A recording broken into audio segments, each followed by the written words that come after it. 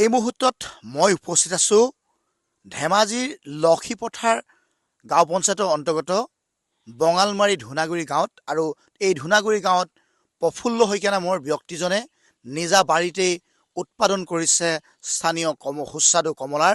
আৰু এই মুহূৰ্তত মই এটা পৰিৱেশ দেখুৱাইছোঁ।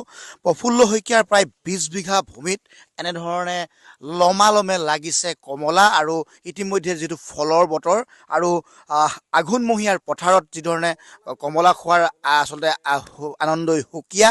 আৰু মই দৃশ্যাংশ দেখুৱাইছোঁ তেওঁৰ চালে চকুৰোৱা বাৰীখনৰ দৃশ্য।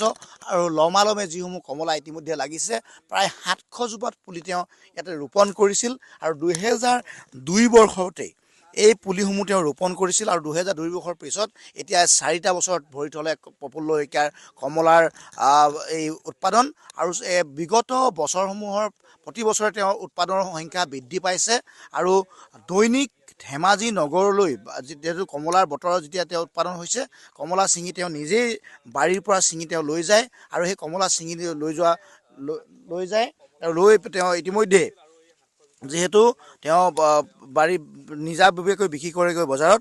আৰু এই বিক্ৰী কৰি তেওঁ ইতিমধ্যে নিজৰ পৰিয়াল পোহপাল দিয়াৰ ক্ষেত্ৰত তেওঁ আয় কৰিবলৈ সক্ষম হৈছে ভালেখিনি। আৰু মই তেওঁৰ পৰা প্ৰফুল্ল শইকীয়াৰ পৰিৱেশ জানিব চেষ্টা কৰিম। মই 2002 চনতে ৰুলোঁ।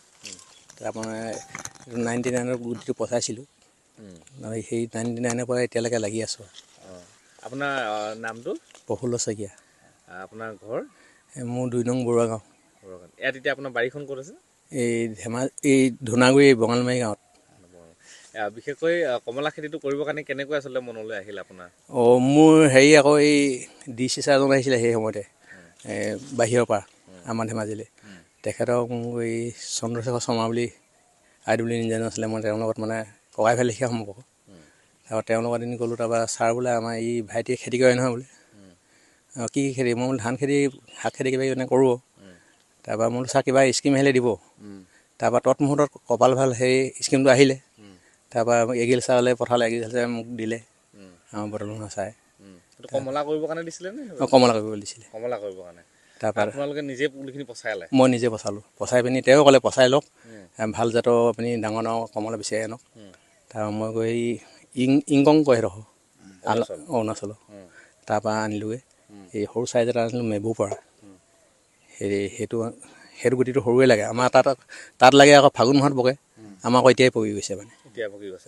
এতিয়া আপোনাৰ ইয়াত কি জাতৰ কমলা আছে? এতিয়া 3টা কোৱালিটি আছে। এটা সৰু, এটা মাজু, এটা ডাঙৰ।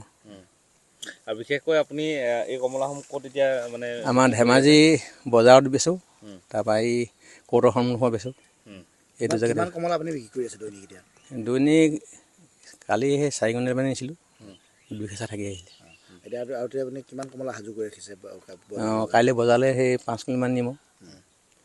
তাৰপিছত কিমান দিন যায় নাজানো নহয়। এতিয়া কমলাটো দাম কেনেধৰণে পাইছে? দাম প্ৰথম অৱস্থাত 100 পালোঁ, পাইকাৰী দিছিলোঁ 100কৈ। তাৰপৰা পাছত 90 টকা 80 টকা ৰাইজে মানে অলপ কমাই দিয়ে যে, চব মানুহবিলাক সবাক চিনাকিয়ে যে। মানে আপুনি নিজেই এতিয়া বজাৰলৈ লৈ? মই নিজেই লৈ যাওঁ।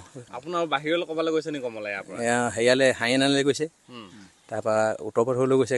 এই মাৰি সম্প্ৰদায়ৰ মানুহৰ মাছ আছে যে, পৰহিদিনা নিছে, বানচালে নিছে।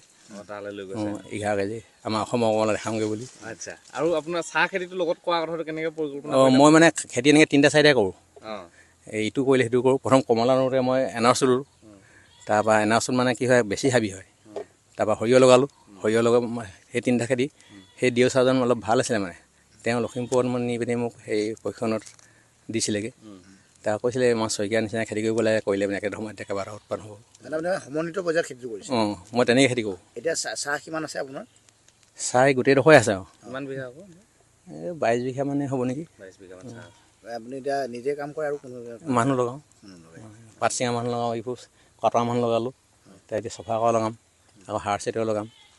ক'ত মই অকলে মানুহ কৰিব পাৰোঁ। আৰু এতিয়া আপোনাৰ এই কমলা আপুনি যে ইয়াতে স্থানীয় যে কমলা বিক্ৰী হৈছে, এতিয়া গ্ৰাহকৰ সন্তুষ্টি কেনেকুৱা? হেৰি বিচাৰি আহে মোক, বজাৰতো বিচাৰি আহে। তাৰপৰা এই কোৰ্টৰ সন্মুখলৈ বিচাৰি যায়। ফিল্ডৰ কমলা আনিছে নেকি বুলি? এতিয়া কালি ৰাতিও কোনোবা এজনে ফোন কৰিছে, দাদা কমলা লাগিছিলে বোলে। মই বোলো কাইলৈ মই নাযাম নহয়, কাইলৈ কমলা ছিঙিম। দেওবাৰে বোলে ৰাতিপুৱাই লৈ যাব 6টা বজাত পাই এই যে যাব। এতিয়া যে আঘোণ মাহৰ বতৰ এই আপোনালোকৰ গোটেই অঞ্চলটো ধৰক ধান খেতি তাত স্থানীয় লোকসকলে কমলা কিয় আহিছে নাই মোক লগ নাপায় যে যে মানে আগতে এইটো বন্ধ কৰি দিয়া হ'ল মানে নহ'লে ইয়ালৈ সোমাই আহে যায় মানুহবিলাক আহিলে মানে কিবা নজৰ চজৰ লাগে বুলি ভয় লাগে আৰু সেইটো কাৰণে যে বিচাৰে তাক দি দিব। এতিয়া আপুনি এই কমলা খেতিটোৰ পৰা লাভান্বিত হৈছেনে? হৈছোঁ হৈছে। অন্য কৃষককো ইয়াৰ খেতি কৰিবলৈ আপুনি আহ্বান জনাব নেকি? আহ্বান মানে মোৰ লগত আগতে মই 5জনমান মানুহ লৈছিলোঁ, তেওঁলোকে কোনোবা মেকানিক হ'লে কোনোবা মাষ্টৰ হ'ল মাষ্টৰ হৈ ৰিটায়াৰ হ'ল, মই লাগিয়ে থাকিলোঁ। আপুনি কমলা খেতি কৰি আছে মোক আপোনাৰ এৰি দিয়া এতিয়া নাই। বয়স কিমান মান হ'ল? মোৰ এতিয়া 56 হ'ল নেকি। আগতে আমাৰ চোৱা চিতা নকৰে যে কুস্তি নাথাকে।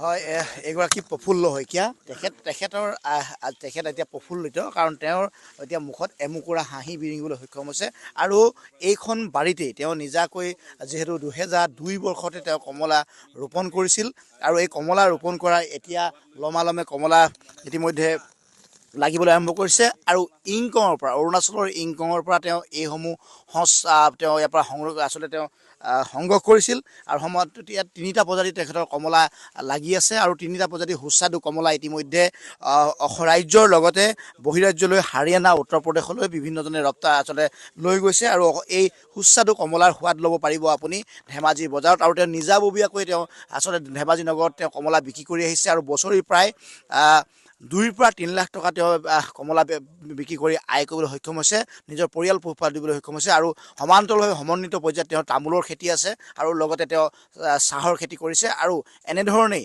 তেওঁ স্বাৱলম্বিতাৰ বাবে তেওঁ আনক বাট প্ৰশস্ত কৰি দিয়াৰ তেওঁ প্ৰচেষ্টা হাতত লৈছে কাৰণ তেওঁৰ এজন আদৰ্শৱান ব্যক্তি হিচাপে পৰিচিত হৈছে কাৰণ কৃষি বিভাগে যি ধৰণে তেওঁলোকক সহযোগিতা কৰিব লাগে পূৰ্বতে তেওঁ সহযোগ কৰিছিল আৰু সেই সহযোগিতাৰ ফলতেই তেওঁ এনেধৰণে আজি এই পৰ্যায়ত তেওঁ উপনীত হৈছে আৰু কমলা খেতি এতিয়া তেখেতৰ মন প্ৰফুল্লিত কৰি তুলিছে।